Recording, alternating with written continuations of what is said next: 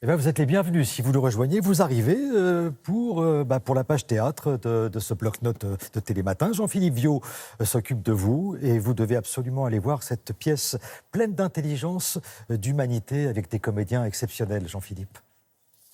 La pièce que je vous propose cette semaine n'est pas du genre banalité théâtrale pour cerveau limité et indisponible, je vous préviens. Créée il y a quelques semaines à la Comédie de Saint-Étienne, cette intelligente épopée moderne, à la fois sociale et poétique, est librement inspirée de l'Énéide de Virgile par son auteur, Fabrice Melchior. Au cœur d'une brillante distribution, on y retrouve Rachida Brakni et Philippe Torreton, tous mis en scène par Arnaud Meunier. Ça s'appelle « J'ai pris mon père sur les épaules ».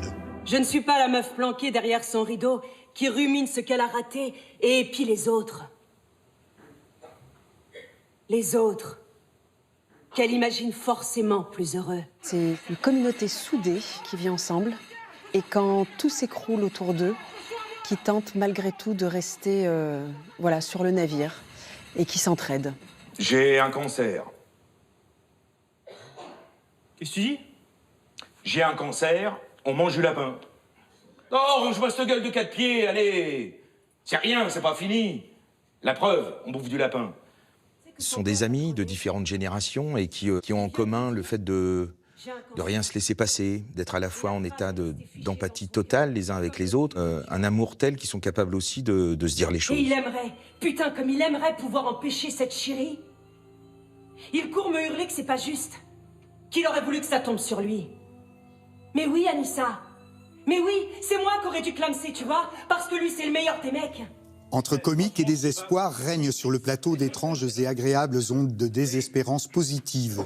Les mots de chacun résonnent ici comme un puissant et immortel écho d'amour face à l'inéluctable grand voyage. Au sein de ce concentré de vie, mythologie et réalité s'y transposent avec justesse. J'arrive pas à être heureuse d'être une femme de 40 ans en formation de web marketing. Mais je voudrais arrêter le soutien scolaire. Alors il faut ce qu'il faut. Cher monsieur, je préfère dire les choses, je ne suis pas très optimiste. C'est la femme qui aime deux hommes, le père et le fils. Ah non? Et c'est une amoureuse, qui porte ces deux hommes, j'ai envie de dire presque à bout de bras. Roch, c'est un homme qui vit seul avec son fils et qui, dès le début de la pièce, va annoncer à son fils qu'il a un cancer. Ensemble. Moi, j'ai plus rien, j'ai plus personne. Oh, c'est pas un concours! Et Clochette, hein, qu'est-ce que t'en fais de Clochette? Tu la laisses orpheline? Je veux pas d'hôpital. Je crève ou je crève. C'est la France d'aujourd'hui, les laissés pour compte, ce dont on parle très peu. C'est vrai qu'il y a beaucoup de pudeur chez ces personnages. Qui ne revendiquent pas de pouvoir d'achat parce qu'ils n'en ont pas, de toute façon. Donc, ils sont en dessous. Et avec comme point commun un humour assez ravageur, on peut le dire. Nous qui avions tant d'espoir, n'est-on pas en train de se faire avoir? Redis-moi pourquoi on prend pas l'avion? Parce que 20 € de différence, c'est 20 €. Et puis, en autocar, on voit du pays. En avion, on voit des nuages. Ça m'aurait fait un avant-goût. Contemporain, réaliste, troublant et implacablement humain, ce long moment de scène sait nous parler et nous montrer avec délicatesse le quotidien de ces touchants laissés pour compte.